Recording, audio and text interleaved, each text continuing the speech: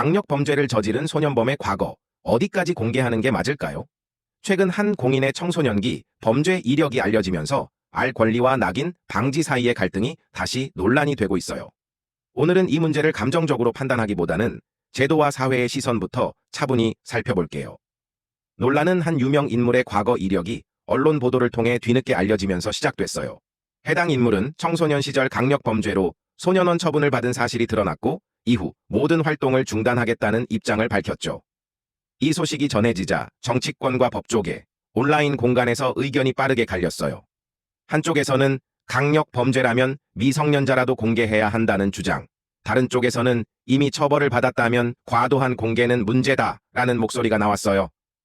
우리나라는 범죄를 저지른 미성년자에게 일반 형사법이 아니라 소년법을 적용해요. 소년법의 핵심은 처벌보다는 보호와 교화에 있어요. 형사처벌이 아닌 보호처분의 경우 사건 기록은 비공개가 원칙이고 전과도 남지 않죠. 법조계에서는 이 제도가 범죄를 가볍게 보려는 게 아니라 한 사람의 인생을 끝까지 책임지겠다는 사회적 선택이라고 설명해요.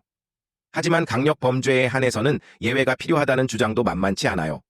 살인이나 성범죄처럼 피해가 큰 범죄는 미성년자라는 이유로 가려져서는 안 된다는 거죠. 특히 공인의 경우에는 사회적 영향력이 큰 만큼 더 엄격한 기준이 필요하다는 의견도 나와요. 피해자 입장에서는 가해자의 사회적 성공 자체가 또 다른 고통이 될 수 있다는 점도 중요한 이유로 꼽혀요. 반대 의견도 분명해요. 소년법은 청소년의 재사회화를 전제로 만들어졌는데 과거를 반복적으로 드러내는 건 사실상 평생 낙인을 찍는 것과 다르지 않다는 거죠. 이미 법적 판단이 끝난 사안을 수십 년이 지난 뒤 다시 꺼내는 건 이중처벌이라는 지적도 나와요. 또 사회가 받아주지 않을수록 재범 가능성이 오히려 높아질 수 있다는 점도 우려로 제기되고 있어요. 전문가들 사이에서도 의견은 엇갈려요. 일부는 강력 범죄에 한해 제한적인 공개 기준을 사회적으로 논의할 필요가 있다고 말하고요. 다른 쪽에서는 공개 기준이 모호해지면 여론에 따라 개인의 인생이 좌우될 수 있다며 신중한 접근을 강조해요. 다만 한 가지 공통된 지적은 현재 제도와 국민 정서 사이에 분명한 간극이 있다는 점이에요. 해외를 보면 나라별로 접근 방식은 다 달라요.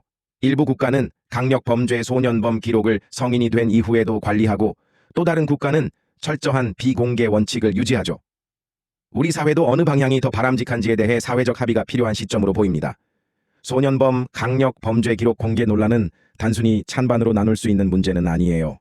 처벌 이후의 책임은 어디까지인지, 사회는 어떻게 안전과 회복을 함께 지켜낼 것인지 우리 모두에게 질문을 던지고 있죠. 여러분은 이 문제를 어떻게 바라보고 계신가요?